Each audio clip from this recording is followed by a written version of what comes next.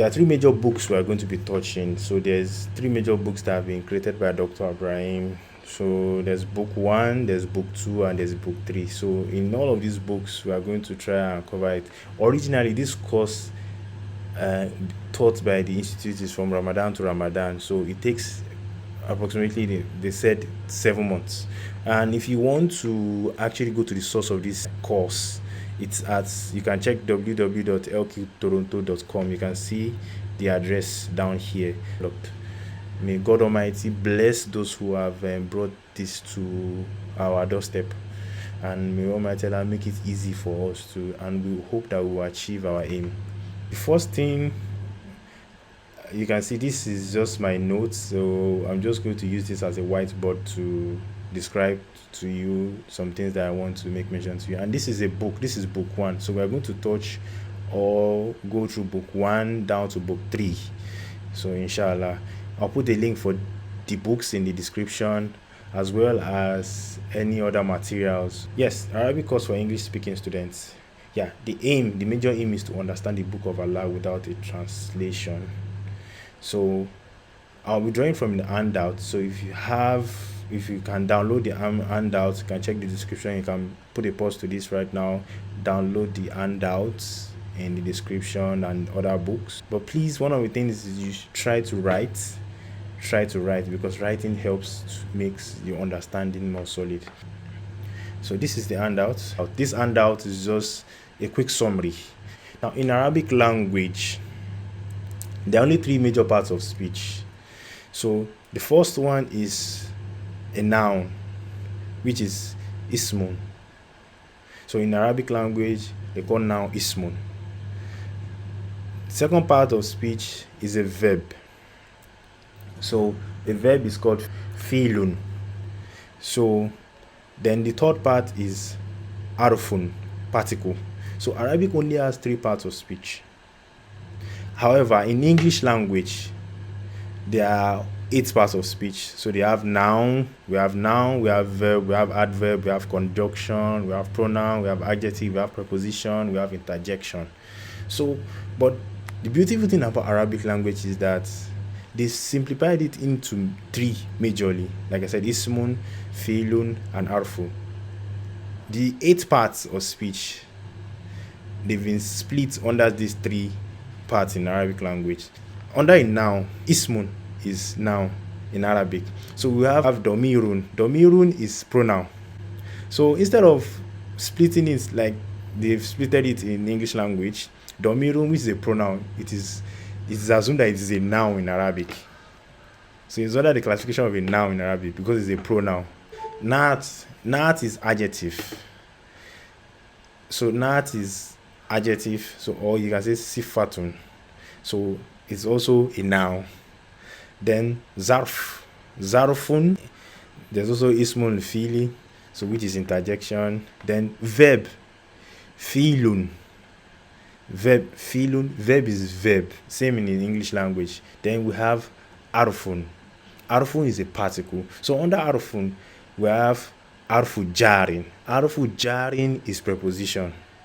And we have arfun atfin, which is conjunction. And these 8 parts of speech in English language have been classified under 3 major parts of speech in Arabic language, which is ismun, fi'lun, and arfun. We are going to talk about Arabic alphabets and vowels right now. So Arabic alphabet and vowels. So there are 3 vowel sounds in Arabic language. We have fatha. So fatha. So this is fatha. As you can see, this one here is fatha. You can see this highlight and it's fatha. So it denotes ha. So I know that if you've been reciting Qur'an before, I know you have an understanding of what fatha is. So you can say da or ba, alif fatha a, ba fatha ba, ta fatha ta. So that's fatha. Then kesro. Kesro comes with the sound e. Ba kesro b, ta kesro t. So then we have doma. Doma comes with the sound oo. So with the vowel sound oo, then you can say boo, badoma, boo. So you have fatha comes with the sound ah, kestrel e, doma u. Then we have sukun, denotes that there's no vowel sign. So it denotes that there's no vowel sign. So there are as well 29 Arabic alphabets. So, but some scholars say 28, but there are 29. We've talked about the three major parts of speech, which is noun, ismun, fi'lun, and arfun. A noun in Arabic language, or we can say ismun. Ismun can be definite or indefinite. So ismun can be definite or indefinite. If ismun is indefinite, we call it nakiratun. So it is nakra. People call it nakira, or we can say nakiratun. But if it is definite, it is ma'rifatun. So you can write down, just like I've written here. If you look at the right side of my note here, where is in bold here, you can see I've said ma'rifatun. So the way I learned and the way I am learning, because I'm still learning, where I'm learning is I write in a way that is understandable for me. So you can see here I've written ma'rifatun. So you can write like this too in your book, ma'rifatun, then nakiratun. So let's not forget. So these rules are important for us to understand. And what is ma'rifatun and what is nakiratun? So what is nakra and what is ma'rifa? So ma'rifa, definite in English language, when they say something is definite, that means it's precise. So it is precise. So an example of a definite noun is al-kalamu. Al-kalamu. So kalamu is pen. So I can say al-kalamu. So al-kalamu is, I'm saying the pen. That is definite. I'm saying the pen. But if I say kalamun, that is a pen. You see? So that is indefinite. So if I say kalamun is indefinite. But if I say al-kalamu, that is definite. I hope you understand that now. So I'm going to say it again. If I say kalamun, moon is a pen.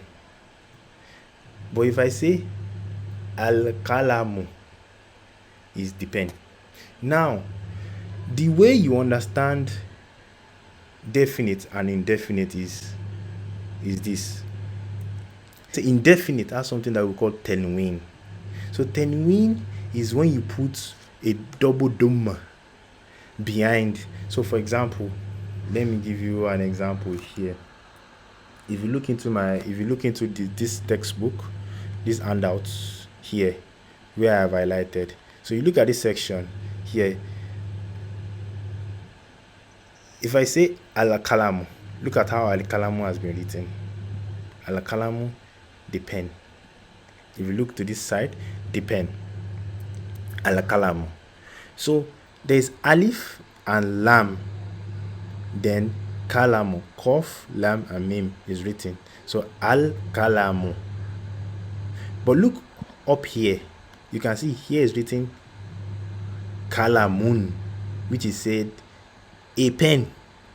So now this tenween, they call it tenween. Once you find double dhamma here behind any word, if you look at these two, when you find double dhamma here, it is we call this double dhamma tenween. So it is this tenween that we use to define the indefiniteness of a noun. Meaning that if you look at it, a pen, I'm not talking about a particular pen. I'm just saying a pen. So it is indefinite. It is indefinite. But if I said the pen, look at this second highlight here. If I said the pen, then definitely.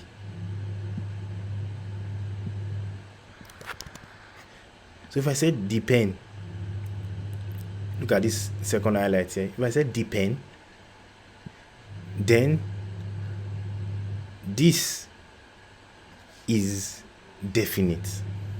So you can write in your notes. So we denote definite with alif and lam. You can see here alif and lam. Definite is indicated by alif and lam, which is a prefix, so it has to come in front. Then indefiniteness is denoted by what? Tenwin, which is doma. If I say al-kalamu, I'm saying the pen. If I say kalamun, that's a pen. If I say al-kitabu, that is the book. If I say kitabun, that is a book. So it is a book because of this double doma. I hope you understand now the definiteness of a noun and its indefiniteness. So please write this in your book. So you can write like this. Note here, you can say kalamun, kalamun.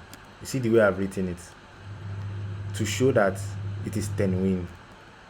So kalamun, a pen. So this one is also what? Indefinite, definite. But if I say al, you can see the way I'm writing al kalamu. You can see there's a difference. I said al kalamu. I'm not using double doma. I said al kalamu, which is the pen, which is what? Definite. You can see what I have written. Okay, so you can write like this just to make it easy, inshallah. So now we know that a noun can either be definite or indefinite. So this is one of the properties of a noun. One of the key rules you must know is that both cannot exist. So they cannot exist together. Why can't they exist together? It is very logical. Arabic is very logical. Can you say al kalamun, kalamun? This means the a pen. Can you say the a pen in English language? It's absolutely wrong to say the a pen. So either you say al kalamu, or you say kalamun. So this concludes today's session. May the Almighty Allah increase in all of us knowledge. So if you have questions, you can ask in the chat section, and I will do my best to reply as much as possible. And see you in the next one, inshallah.